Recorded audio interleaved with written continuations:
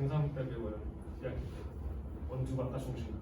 예를 들어서 그러니까 내가 예를 들어 이렇게 홀을 잡으면 여기다 쏜 이 각도가 당연히 90도보다 작은 예각이겠죠. 맞아. 맞지?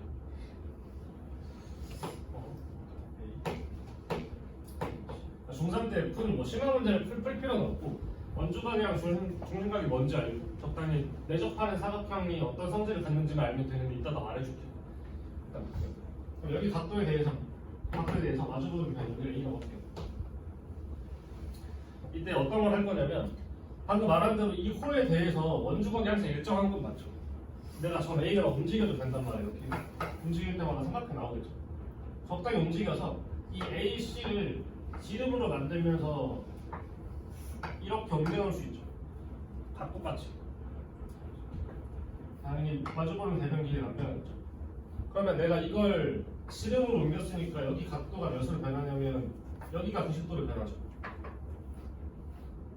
그럼 이 삼각형에 대해서 이게 외접원인 거고 외접원의 반지름을 라지 R이라고 써보면 얘가 지금 이 R인 거죠.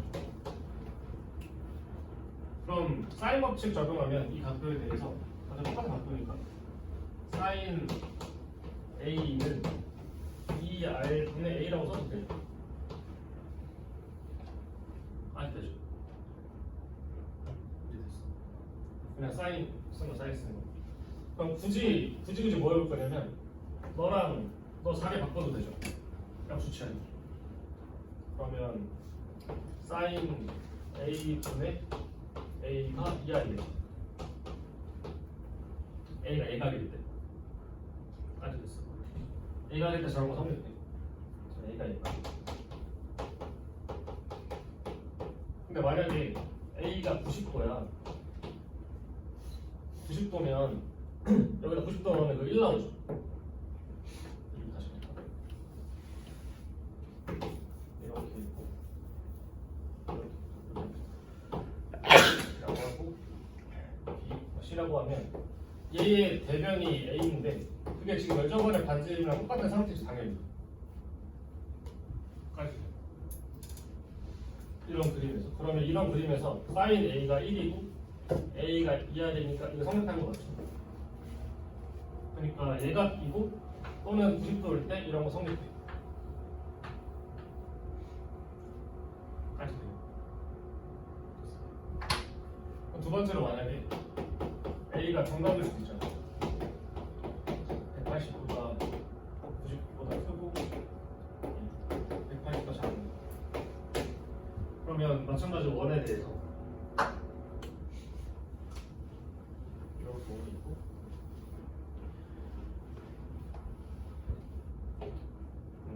내가 이렇게 찢었어.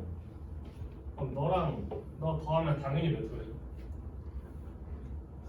당연히 360도죠. 한 바퀴 돌았으니까. 그러면 이 호에 대한 원주 각이랑 이번엔 이렇게 된 호에 대한 원주 각은 이렇게 쏘는 거죠. 뒤로. 각이랑 더하면 몇 도가 돼요? 180도 돼야 되는 거죠. 왜냐면 이 작은 걸 알파라고 하면 이게 2분의 알파죠. 큰 걸 베타라고 하면 이게 2분의 베타일 거냐. 근데 방금 말한 대로 중심각을 다 더하면 360도라서 알파 더하기 베타가 360도야. 당연히 반 하면 반이 되겠죠. 그럼 이건 무슨 상태냐면 원이 있고 점 4개가 원 위에 있어서 뭘 만드냐면 사각형을 만들어. 에 대해서 마주보는 각의 합은 항상 180도야. 내가 어떤 사각형을 가져올래? 이렇게 가져온다 치면 너 더하기 너가 180도. 이렇게 가져와도 너 더하기 너가 180도. 다 성립하고 있죠. 그럼 얘가 중각이면 그 호가 당연히 이 반원보다 큰 호를 쓰는 거죠. 예를 들어 얘 그림이랑 똑같은 거 그려볼게.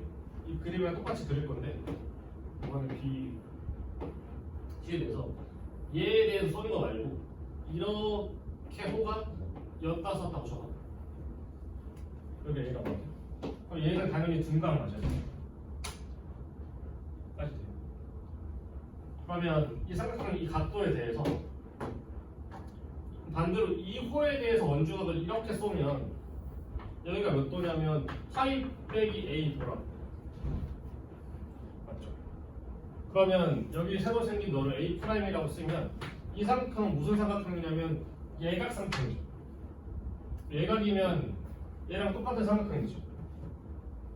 그러면 이 a 프라임을 또 이 a 프라임 c가 원의 중심을 지나도록 이렇게 한번 옮겨볼 수 있죠.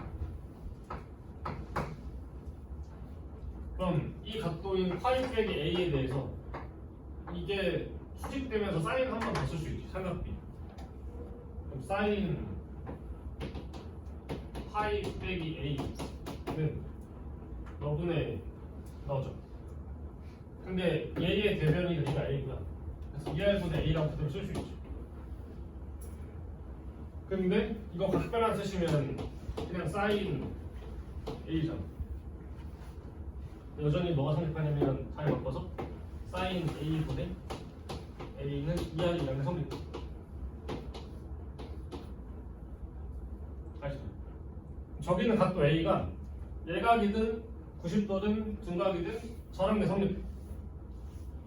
그럼 다시 정리하면 결과적으로 이 각도가 뭐든지 상관없는 거니까 그럼 내가 사인 a분의 a 말고 사인 b분의 b를 하셔도 2r로 똑같은 거죠. 굳이 바꾼 이유는 2r과 똑같은 걸 맞추려고. 그럼 네가 너로 같은 거고 이게 사인 법칙이야. 이렇게 사인 법칙. 아니, 얘는 언제 어떤 상황이냐면 먼저 삼각형 ABC가 있고 이거에 외접원이 있을 때 성립하는 관계식이고 그래서 문제에서 외접원이 등장하면 사인 법칙을 쓰시는 경우가 많아요. 무조건은 없는데 많이 써. 맞지요? 그러면 얘를 주로 어떻게 쓰냐면 바라보는 시각이 두 개거든. 1번 1번부터 결국에 곱셈 공식이랑 똑같은데 a 제곱 더하기 b제곱은 너는 이런 거 알고 있잖아. 이거 알죠? 제 의미가 a랑 b를 아니까 대입해서 성립해가 아니고 제곱의 합이랑 1차 제곱이랑 곱셈 중에 두 개를 알면 나머지 하나 알 수 있어. 이런 뜻이죠. 그럼 쟤도 사인 a분의 a는 사인 b분의 b니까 이거 중에 세 개만 알면 나머지 하나 알 수 있어가 의미예요. 예를 들어서 a, b, c 여기가 30도, 45도라고 하고 얘는 여기가 뭐 2야.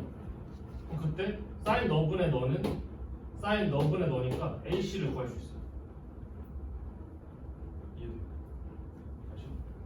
사인 a분의 2 마주보는 편은 사인 45도 분의 ac 그래서 ac를 구할 수 있다. 이런 용도.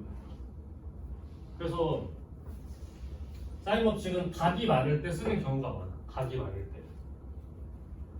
아니면 두 번째로 어떤 의미가 있냐면 이렇게 보셔도 될까요? 두 번째 뭐냐면 그러면 사인 c 분의 c가 2r이면 만약 외접안의 반지름이 궁금하면 각도 하나랑 변 하나만 있으면 이렇게 외접안의 반지름 구할 수 있어요. 예를 들어서 일단 삼각형은 모두 외접원을 가져요.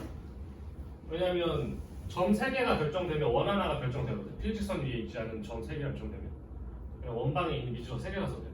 어쨌든 그럼 네가 30도고 네가 뭐 4라고 하면 사인 30도 분의 4가 외접안의 반지름 2배라서 이걸 구할 수 있어요.